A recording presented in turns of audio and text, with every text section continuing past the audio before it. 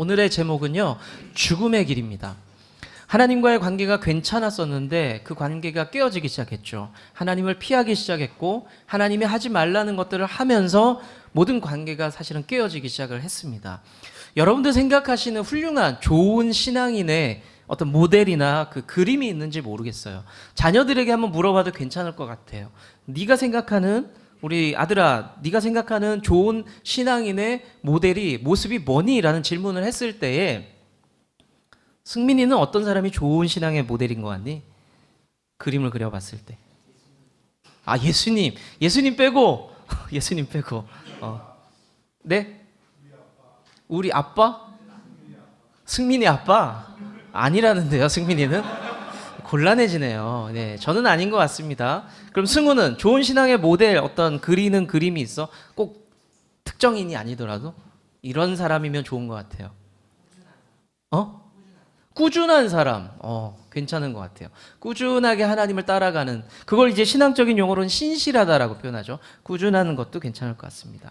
훌륭한 신앙인의 모델이 각자가 그리는 게 있을 거예요. 내가 옛날에 참 좋아했던 그 목사님 좋은 신앙인이었어. 내가 좋아했던 그 집사님, 장로님 참 좋은 모델이었어. 라는 그런 그림들을 가지고 있을 텐데요. 그런데 그것도 괜찮아요. 그렇지만 좋은 신앙인의 특징이 뭔지 아세요? 누구나 가지고 있어야 될 것. 그게 뭐냐면 죄를 인정하는 성도예요. 나는 죄인입니다라를 고백할 수 있는 사람이 좋은 신앙인, 훌륭한 신앙인의 출발점이라는 겁니다. 여러분들은 좋은 신앙인이세요? 그게 시작이 돼야 합니다. 근데 이게 참 어려운 일이에요. 이게 진짜 어려운 일이에요, 진짜로. 제가 이렇게 사람들 만나서 인터뷰를 가끔 하잖아요. 인터뷰를 할 때에 방송인 이지희 씨, 그 옛날에 섹션 TV 리포터로 많이 뛰어다녔던 이지희 씨 있죠? 그분께 신앙의 처음을 질문을 드렸어요. 어떻게 신앙생활 처음 하셨어요? 라고 했더니 한 번은 교회에 사랑하는 친구가 너무 간절히 초청을 해서 교회를 한번 갔다는 거예요. 그래서 원형 테이블이 이렇게 있었는데 그 교회 청년들이 이렇게 앉아 있었고 세 가족은 자기 혼자였대요. 아마 그 행사 자체가 세 가족 한 테이블에 한 명, 나머지 멤버는 기존 성도, 뭐 이런 컨셉이었던 것 같아요. 그런데 이제 막 앉았고 이제 막 시작을 하는데 그곳에 있던 한 남자 청년이 이렇게 물어보더래요. 자매님은 죄인인 것을 인정하십니까? 이게 취조도 아니고 교회 처음 온 사람한테 그걸 물어봤다는 거예요. 그래서 자기는 그 교회를 당장 떠났대요. 뭐 이런 데가 다 있어 하면서 교회를 떠났다는 거예요. 자, 그때를 생각했을 때 그게 좀 본인이 여리고 신앙이 없었기 때문에 떠났지만 그분이 하시는 말씀은 뭐냐면 신앙의 시작이 그거라는 거죠. 그분은 이제 너무 성급했던 거죠. 질문하신 분은. 우리 신앙의 시작은 뭐냐면 제가 죄인입니다. 하나님 앞에 죄인입니다. 이게 바로 출발점이고 훌륭한 신앙인의 시작이라는 겁니다. 오늘 드리고 싶은 말씀은 뭐냐면 그 죄에 대한 문제, 그리고 죄가 우리가 인식되어질 때, 내가 죄인이구나. 그러면 여러분은 어때요? 내가 죄인입니다 하면서 스마일 하면서 그렇게 그냥 살아가요? 죄를 인식하는 성도들은 달라집니다. 사람들은 달라져요. 내가 죄인이었어? 라고 인식하는 순간 조금은 심각해져요. 왜 심각해질까요? 그 죄를 어떻게 하면 해결할 수 있을까라는 생각이 들기 시작하는 거예요. 저도 예수님을 처음 믿었을 때 그렇게 시작했거든요. 죄인이라는 것을 성경을 통해서, 사형리를 통해서 복음을 들으면서 알게 됐습니다. 그때부터 조금 심각해졌어요. 그럼 내가 죄인이면 어떻게 해야 되지라는 질문이 나왔죠. 그거를 우리 기독교 신앙에는 이렇게 표현하죠. 구원이라고 합니다. 내가 어떻게 구렁텅이에 빠질 수밖에 없는 죄인이라면 내가 어떻게 하면 구원을 받을 수 있지라는 생각을 자연스럽게 하게 된다는 거죠. 오늘 그 얘기를 잠깐 나눠보도록 할게요. 첫 번째로 하나님께서 우리에게 주신 어떤 명령들이 있어요. 이건 복습 차원인데 어떤 명령들이 있었냐면 첫 번째는 에덴 동산을 위탁하셨어요. 맡기셨습니다. 자, 창세기 2장 15절 말씀 한번 읽고 확인해 볼까요? 2장 15절 1번 밑에 있습니다. 시작. 여호와 하나님이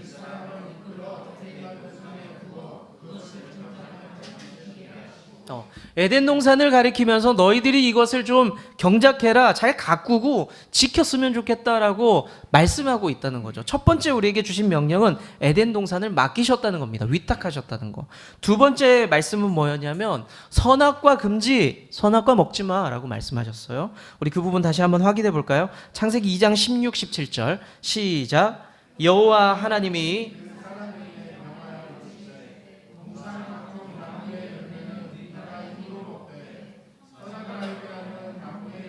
먹지 말라. 네가 먹는 날에는 반드시 하나님께서는 이렇게 우리에게 명령을 하셨어요. 이건 해도 되고 안 해도 되고의 문제가 아니라 반드시 넌 이렇게 살아야 돼 라고 말씀하셨는데, 자, 하나님께서 우리에게 이렇게 명령하셨을 때 여러분들은 마음은 어때요? 그것을 인정할 수 있나요? 그러니까 하나님께서 우리에게 명령하실 권리가 있다고 생각하세요? 자, 훌륭한 믿음을 갖고 있네.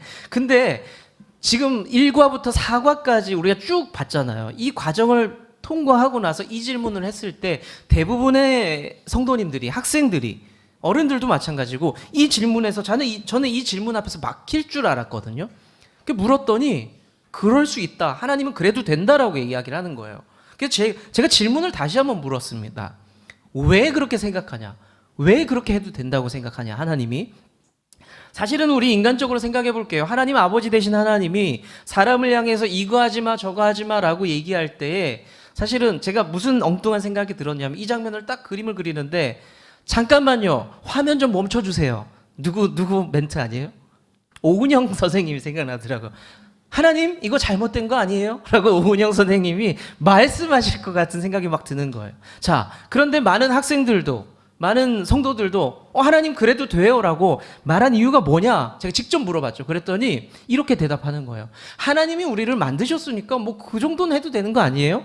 하나님이 우리를 창조하셨고 먹을 것도 주셨고 우리를 살만하게 만들어 주셨으니까 그 정도는 하지 말라 그러면 안 하면 되는 거 아니에요? 이렇게 얘기를 하시더라고요. 그래, 네 믿음이 귀하다. 제가 이야기를 해줬어요. 자, 그러면 그렇게 살면 되잖아요. 우리 쉽게 얘기했잖아요. 우린 그렇게 안 할 것 안 하고 할 것 하면서 살면 돼요. 그런데 사람들이 어떻게 했습니까? 안 했나요? 그것을 어기게 되죠. 제가 3번 질문에는 이렇게 표현했습니다. 사람은 하나님의 그 말씀을 우습게 여기고 거역했습니다. 우습게 여기고. 아담과 하와가 입장에서 이렇게 얘기할 수 있죠. 아니요 우습게 여긴 건 아니에요 라고 얘기할 수 있지만 하나님의 감정을 여러분들이 한번 느껴보세요. 여러분들이 엄마 아빠가 이거는 하면 안 돼, 이건 위험한 거야 라고 얘기했는데 아이가 그걸 편안하게 어기기 시작합니다. 그럼 여러분들 무슨 생각이 들어요? 내 말이 우습나? 라는 생각이 들 수밖에 없어요. 하나님 입장에서는 그렇다는 거죠. 내 말이 우습니? 그렇게 가벼웠어? 그렇게 생각할 수밖에 없습니다. 그런데 인간은 어찌됐든 그 선을 넘어버립니다. 하지 말아야 될 것을 하게 되죠. 그 이유가 뭘까요? 지난주에는 제가 이 단어를 썼어요. 욕심이라는 단어를 썼습니다. 욕심이 다 나쁜 건 아니지만 이라는 설명을 하면서, 근데 욕심이 다 나쁜 건 아닌데 왜 어떤 때 나빠진다고요? 하나님의 말씀보다 욕심이 올라갈 때, 하나님을 잊어버리고 그것을 하고 싶어서 그것을 향해서 뛰어갈 때에 그것은 죄라고 말씀드렸어요. 모든 욕심이 죄는 아니죠. 학생이 공부를 열심히 하는 욕심을 갖고 있어요. 제가 지난주에도 똑같이 질문 드렸죠. 어머니 아버님들 죄입니까? 아니죠. 권장할 만하죠. 운동선수가 열심히 운동하는 게 죄입니까? 죄가 아니죠. 해야 마땅한 것이죠. 그런데 하나님을 잊어버릴 만큼 열심히 그 일에 집중할 때, 그것을 성경에서는 하나님은 괘씸한데 나 무시하는 거니? 라고 생각할 수밖에 없다는 겁니다. 그래서 하나님의 말씀보다 하나님의 명령을 우습게 여기고 거역한 이유는 뭐냐면 욕심 때문이었어요. 욕심. 자, 그러면 지난주 혹시 기억하세요? 욕심은 어떻게 작용하는지 세 단계로 표현을 했는데 우리 친구들이 기억을 하고 있더라고요. 처음에 뭐다. 기억나세요? 뭐다. 처음에 욕심이 작용하던 원리. 처음에는 눈으로 보다. 그 다음에 먹다. 그 다음에 주다는 누가 말씀하셨어요? 주다. 예, 죄는 혼자 지으면 안 되잖아요. 그렇죠? 죄는 같이 지어야 되잖아요. 주다. 그거를 창세기 3장 6절을 통해서 말씀을 드렸어요. 한번 볼까요? 제일 밑에 3장 6절 시작. 여자가 그 나무를 본즉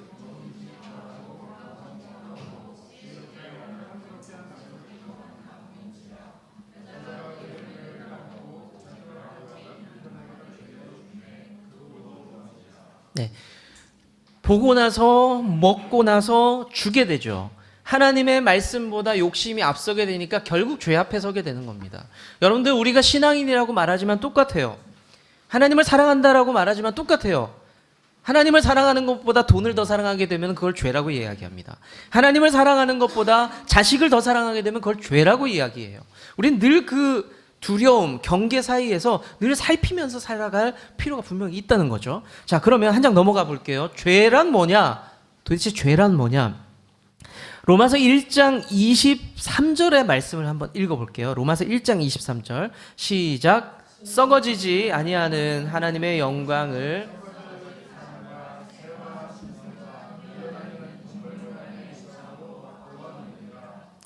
죄의 핵심은 뭐냐면 하나님 아닌 것을 하나님의 자리에 두는 걸 죄라 그래요. 그거 분명히 하나님이 아니거든요. 근데 그걸 하나님 자리에 올려두고 내가 그것 앞에 머리 숙이고 복종할 때에 그거를 죄라고 이야기를 합니다. 그러니까 바꿔볼게요. 하나님 아닌 것을 하나님으로 여기는 것 죄예요. 반대로 뒤집어 볼게요. 하나님이 여기 계신데 그 하나님을 하나님으로 인정하지 않는 걸 죄라고 이야기합니다. 창조주 하나님을 몰라보는 것, 그분을 무시하고 다른 것을 하나님으로 인정하는 것, 그걸 죄라고 이야기한다는 거죠. 그걸 우리 성경에서도 그러고 우리는 신앙적으로 뭐라고 표현합니까? 그걸 우상숭배라고 이야기를 하죠. 드러머들이 악기에 막 꽂혀 있을 때 옛날에 청년을 봤어요. 교회에서 드럼을 너무 잘 치고 열심히 했는데 어느 순간 보니까 예배하기 위해서 드럼을 치는 게 아니라 드럼 자체가 너무 좋은 거예요. 거기에 빠지기 시작하는 거예요. 그러면서 이 청년은 그래도 다행스럽게 저에게 이렇게 고백했어요. 목사님, 제가 깜짝 놀랐어요. 드럼이 너무 좋았어요. 배울수록 매력이 있었고 칠수록 매력이 있었는데 어느 순간 깜짝 놀랐어요. 제가 하나님을 위해서 드럼을 치는 게 아니라 드럼이 좋아서 거기에 꽂혀 있더라고요. 여러분들, 드럼을 다른 걸로 바꿔도 뭐든지 적용이 되죠? 직장 문제도 되고 학업도 되고 뭐든지 될 겁니다. 자, 밑에 보세요. 엔터 보면 죄는 누가 무엇인가의 문제다. 뭘 것 같으세요? 예. 우리 수준이 좀 있어요. 누가 주인이냐의 문제예요, 사실은. 죄의 문제를 다룰 때 당신의 주인은 누구입니까? 라고 말할 때 하나님 외에 다른 것이 끼어들기 시작하면 우린 그것을 죄라고 이야기를 하는 겁니다. 자, 선악과를 먹었어요. 그 자체, 먹은 게 죄가 됩니까? 여러분들 한번 그냥 냉정하게 생각을 해보면 그 먹은 게 죄가 되지 않아요. 근데 그걸 죄라고 이야기해요. 이유가 뭐예요? 하나님을 무시했기 때문에 죄가 된 거예요. 하나님을 인정하지 않았기 때문에 죄가 된다는 거죠. 우리가 생각해 볼 필요가 있습니다. 나는 삶을 살아가면서 무엇을 주인으로 여기며 살아가고 있는가? 어떤 때는요, 신앙인들이 이 성경책 자체가 주인이 되는 사람들도 있어요. 하나님의 말씀이 내 삶을 다스리지, 이거는 맞잖아요. 하나님 말씀은 소중해요. 그런데 이 성경책 자체가 우상이 되어서 이것을 집에 곳곳에 두면 잡귀가 물러날 거야. 없을 것 같죠? 있어요. 내가 요즘 계속 가위에 눌려 나쁜 꿈을 꿔. 그러면 이 성경을 살포시 어디다 둘까요? 예, 해보셨어요? 베개 밑에 둡니다. 성경은 그렇게 사용하는 게 아니죠. 펴서 읽고 그 말씀을 아멘하고 받아들이라고 있는 건데 우리가 마치 미신적인 행위처럼, 때로는 이 미신적인 행위가 가톨릭 신앙 안에서는 좀 많이 있어요. 십자가, 흡혈귀 물러가라, 이게 다 그런 거예요. 사실은. 자, 우리가 내가 무엇을 주인으로 섬기면서 살아가고 있는가를 좀 살펴볼 필요가 있습니다. 여러분들이 시간 제일 많이 쓰고 돈 제일 많이 쓰고 이런 게 여러분들이 제일 많이 사랑하는 거예요.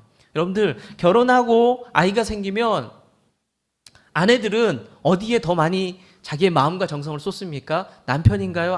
아들인가요? 그럼 아들을 더 사랑하는 거예요. 그러면 남편은 어떻게 해요? 마음이 서운하고 결혼도 했니 너? 네, 곧 남선교회 이런 데로 보내야 될 것 같은데. 네.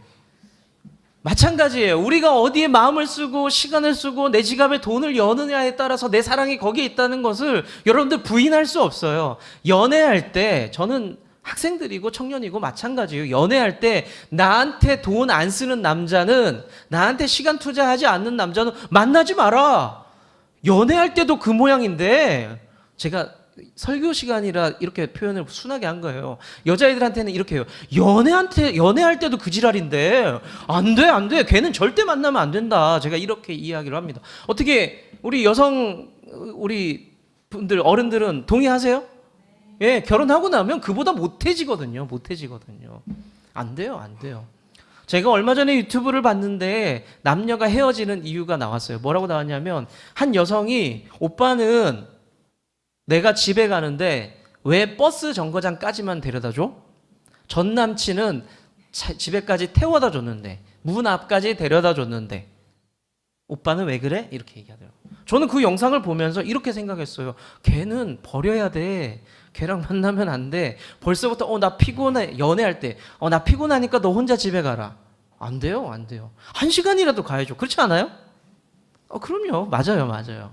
결혼하면은 그보다 못해지는 거는 뭐 어쩌겠어요. 그때부터는. 자, 하나님을 우리가 사랑한다라고 말한다면 여러분들 아주 단순한 원리가 작용돼요. 우리가 평소에 살면서 하나님을 조금이라도 의식하느냐, 하나님 앞에 내 지갑을 열 줄 아느냐, 하나님 앞에 내 시간을 드릴 줄 아느냐, 내 마음을 드릴 줄 아느냐, 하나님을 사랑하는 내 옆에 지체들, 집사님들, 형제들, 자매들을 내가 하나님이 사랑하는 사람들이니까 내가 조금 더 사랑하느냐, 이 마음이 있느냐에 따라서 내 믿음이 보여질 수 있다는 겁니다.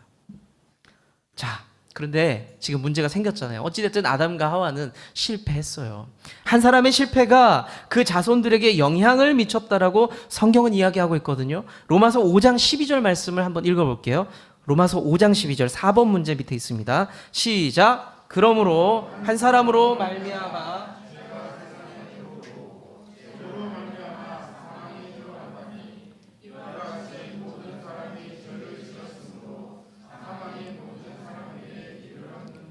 성경은 굉장히 억울한 논리를 피고 있는데 우리 입장에서는 좀 억울해요. 뭐냐면 이렇게 됩니다. 첫 번째, 한 사람의 죄가 생겨났다. 아담과 하와를 얘기하는 것 같아요.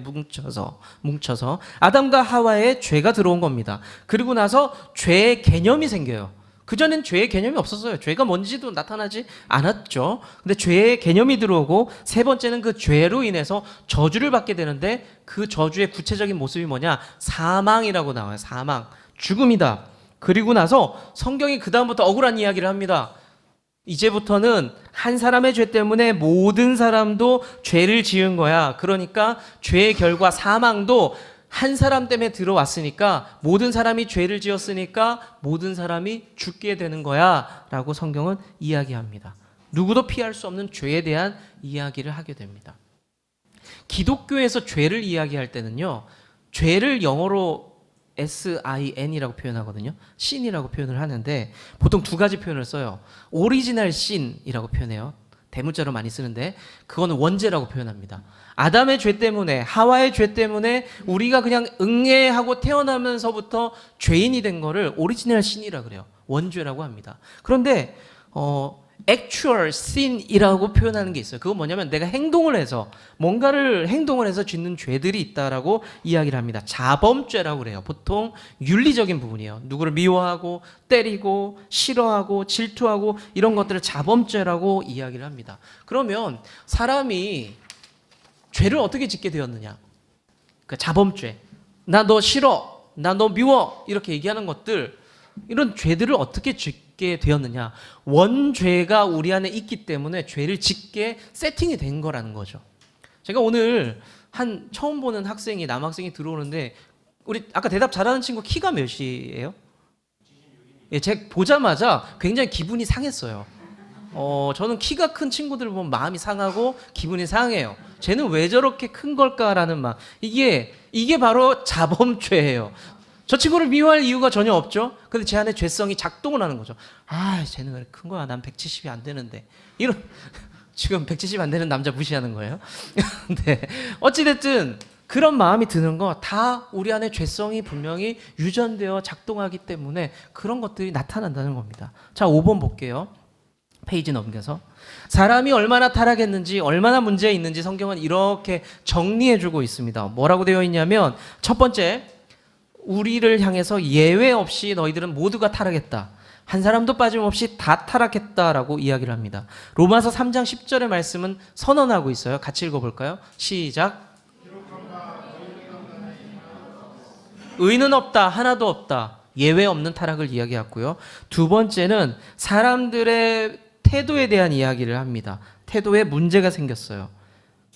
3장 11절은 이렇게 얘기하죠. 사람들이 깨닫지도 않고 하나님을 찾지도 않게 되었다. 그러니까 태도가 어떻게 바뀌었냐면 하나님을 피하고 하나님을 찾지도 않는 그런 존재로 바뀌게 되었다. 뭔가 달라졌죠. 세 번째는 우리는 완벽하게 오염되었다. 죄로 오염되었다라고 이야기합니다. 그거를 성경은 이렇게 설명을 해주고 있어요. 로마서 3장 13절, 14절, 15절을 한번 천천히 읽어볼게요. 시작. 그들의 목구멍은 열린 무덤이요 그 혀로는 속임을 일삼으며 그 입에는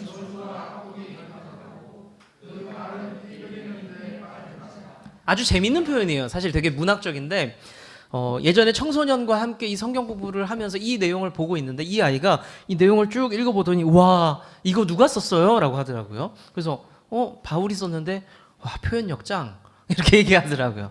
보면 이 내용을 보면은 인간 자체가 전부가 다 악하다, 썩었다라고 표현을 하고 있습니다. 자 그러면 마지막으로 네 번째는 무슨 얘기를 하냐면 죄의 문제로 타락되어서 절망적인 운명이 피할 수 없는 운명이 우리 앞에 있다라고 이야기를 합니다. 그 운명을 로마서 3장 16절에는 이렇게 이야기합니다.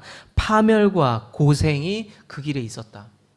너희들의 삶은 망가질 것이고 고생할 것이고 하나님과 점점 멀어질 것이다 라고 이야기를 하고 있습니다. 로마서 3장 18절 말씀을 눈으로 보세요. 사람들을 향해서 어떻게 태도가 바뀌었는지 하나님을 두려워함이 없었다 라고 이야기를 하고 있습니다. 여러분들 하나님을 두려워하지 않는다는 우리의 상태가 용기 100배 어떤 그런 상태인가요? 우리가 막 와 하나님 무섭지 않아 이런 상태일까요? 제가 유튜브에서 재미있는 영상을 하나 봤는데 아주 새끼 강아지가 계속 말씀드리다 보니까 저 하루 종일 유튜브만 보는 사람 같은데 꼭 그렇지는 않지만 유튜브를 사랑하긴 합니다. 네, 어찌됐든 아주 새끼 강아지가 커다란 강아지한테 가가지고 막 이렇게 때리는 거예요. 때리고 막 왕왕 하는 거예요. 그래서 보통 사람들은 그걸 보면서 저게 왜 저러지? 근데 큰 강아지가 그걸 그 작은 강아지랑 해서 확 덤빌 수도 있고 물 수도 있잖아요. 근데 흠칫 놀라는 거예요. 깜짝 놀란 거죠. 저거 왜 저러는 거야? 이런 느낌이었던 것 같아요. 여러분들 강아지가 큰 개한테 덤빌 때에 우리는 그것을 향해서 와, 저 강아지 용기 있다. 작은 강아지가 깡이 있네. 이렇게 얘기하나요? 저게 아무것도 모르는구나 라고 얘기하죠. 우리 하룻강아지 얘기 많이 하잖아요. 하룻강아지가 범 무서운 줄 모른다. 그걸 향해서 표현하는 게 뭐냐면 무지함이에요. 개념이 없네. 무지함이에요. 무지함. 하나님을 향해서 우리가 하나님을 두려워하지 않아요. 이거는 용기가 가득한 게 아니라 무지한 거예요. 무지한 거. 어리석은 겁니다. 자, 6번으로 넘어갈게요. 아담의 범죄가 그 후손들에게 다 넘어갔다. 유전되었다. 그 사실을 뒷받침할 수 있는 증거가 우리 삶 가운데 있느냐? 왜냐하면 억울할 수 있잖아요. 억울할 수 있잖아요. 우리는 죄인 아닌데요 라고 말할 수 있잖아요. 자, 그런데 이렇게 생각해 보자고요. 아담과 하와가 죄를 짓고 저주를 받았어요. 그 저주의 내용이 나옵니다. 무슨 벌을 받았느냐? 창세기 3장 16절 볼게요. 시작. 또 여자에게 이르시되 내가 내게 임신하는 고통을 크게 더하리니 내가 수고하고 자식을 낳을 것이며 너는 남편을 원하고 남편은 너를 다스릴 것이니라 하시고. 자, 여자를 향한 하나님의 저주였어요. 징계, 벌이었습니다. 어떤 거 보이세요? 네, 그냥 보이는 대로 말씀해 주세요. 임신. 좋아요. 임신이라고 상징적인 표현을 했지만 곧 출산에 대한 문제겠죠. 임신하는 뭐 수고도 있죠. 고생도 하지만 출산할 때 저는 아내가 출산할 때 사람이 저러다 죽는 거 아니야 라는 걸 처음 봐가지고 출산하면서 아기가 안 나오니까 의사가 배에 올라타는 걸 제가 처음 봤어요. 아니 뭐 볼 일은 없겠죠. 딴 데 가서 볼 일은 없으니까. 혹시 그런 경험이 있으세요? 아, 그래요? 제가 그걸 보면서 배를 좀 밀더라고요.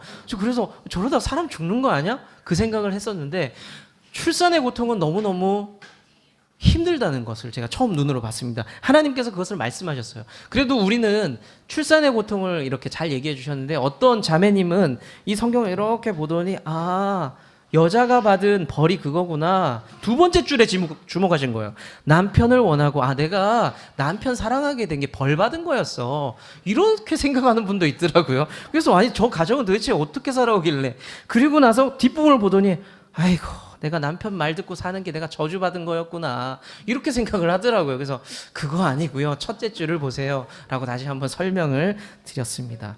여튼 그런 벌을 받게 됩니다. 그리고 3장 17절을 볼게요. 3장 17절 읽겠습니다. 시작. 아담에게 이르시되 네가 네 아내의 말을 듣고 열매를 먹었은즉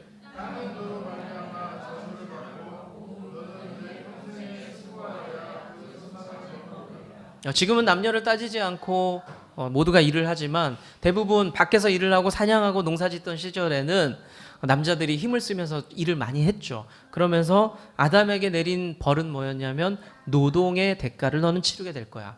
너 일을 해야 먹고 살 거야. 지금까지는 일 안 해도 먹고 살았지? 이제는 일을 해야 될 거야. 라고 이야기를 했습니다.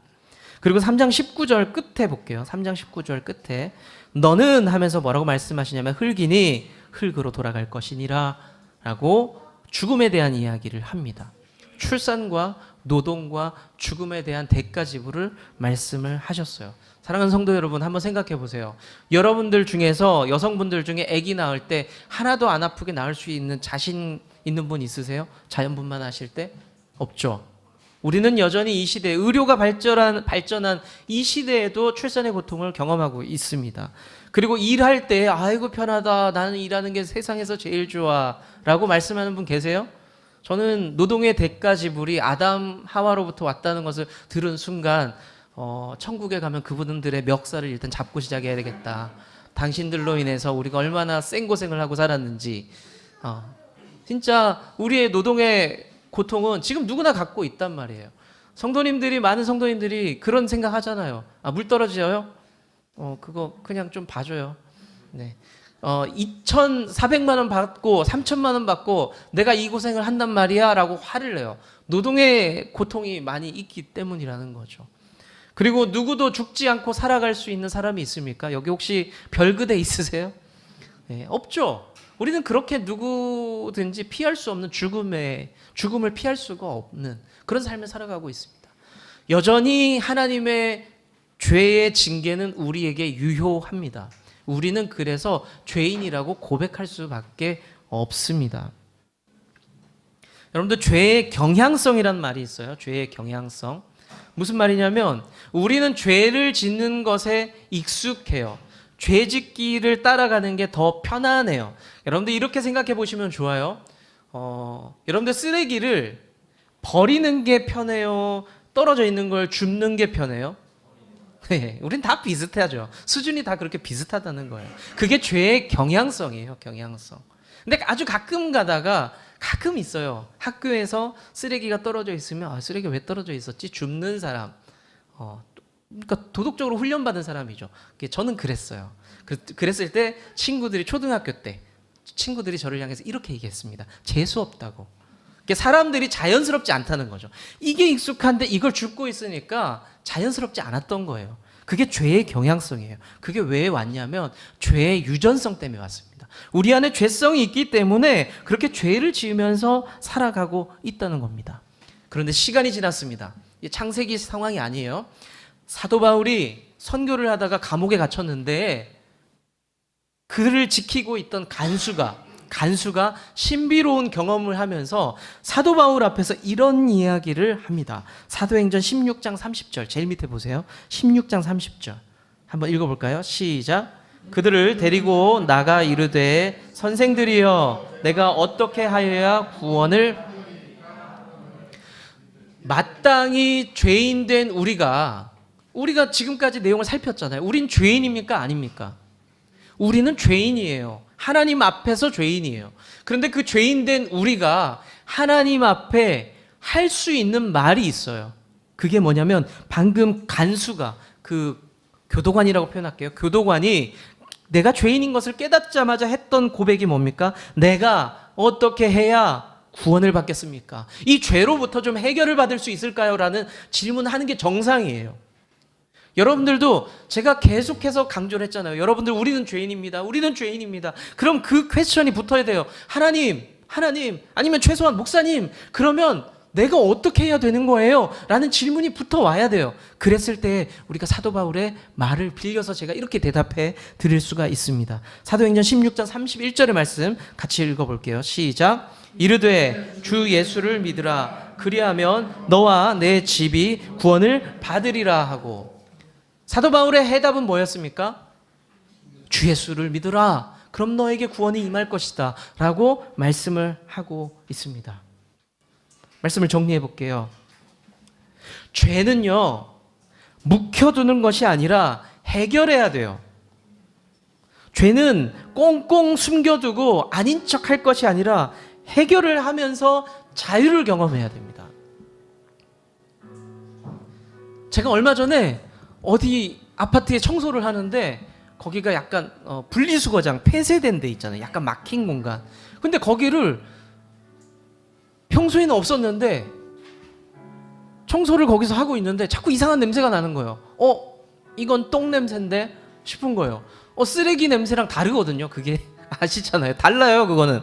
그래서 근데 좀 약간 어두운 공간이라서 아니 도대체 쓰레기가 이런 냄새가 나나? 그래서 살펴봤는데 그러다가 이틀이 지나도 나길래, 왜냐하면 쓰레기를 치워도 나길래 제가 곳곳을 살펴보기 시작했는데 한쪽 구석에 뭐 개똥인지 모르겠는데 똥이 실제로 있더라고요. 그럼 그거를 가만히 묵혀두면, 모른 척하면 어때요? 예, 계속 여러분들 지금 표정이 얘기하고 있어요. 계속 인상을 찡그릴 만한 그런 상황이 되는 거예요. 제가 그것을, 저 진짜 똥 싫어하거든요. 너무 싫어하거든요. 우리 아이들 똥도 싫어했거든요. 그래서 저는 기저귀 못 갈았어요, 사실. 예, 여성분들 그런 표정 짓지 마세요. 예, 제가 더 험악한 표정 짓게 해드릴까요? 아내가 출산하고 정말로 자유가 없었거든요.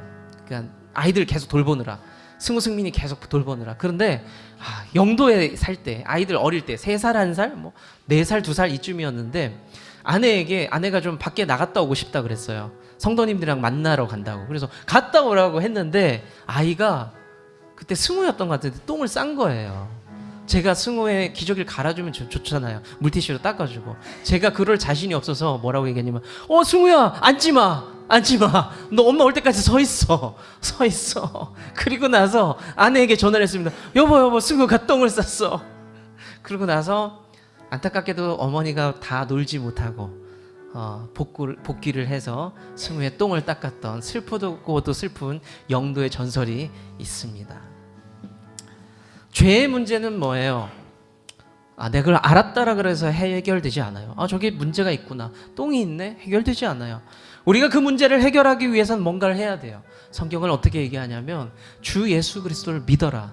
그러면 너가 그 죄로부터 자유하게 될 것이다. 세상 짐이 많이 무겁지? 그 짐을 하나씩 해결하려고 애쓰고 있지? 그걸로 해결이 되지 않아. 하나님을 믿어라. 예수 그리스도를 믿어라. 그러면 너는 자유하게 될 것이다 라고 말씀하고 있습니다. 여러분들 믿음의 정의를 여러 가지로 내릴 수 있지만 예수님을 믿기만 하면 그 죄가 감춰진다는 것, 사라진다는 것, 예수님께서 해결해 주신다는 것을, 그것을 믿는 것도 믿음인 것을 여러분들 믿으시길 바랍니다. 주님은 나무, 당신은 가지니 사랑의 열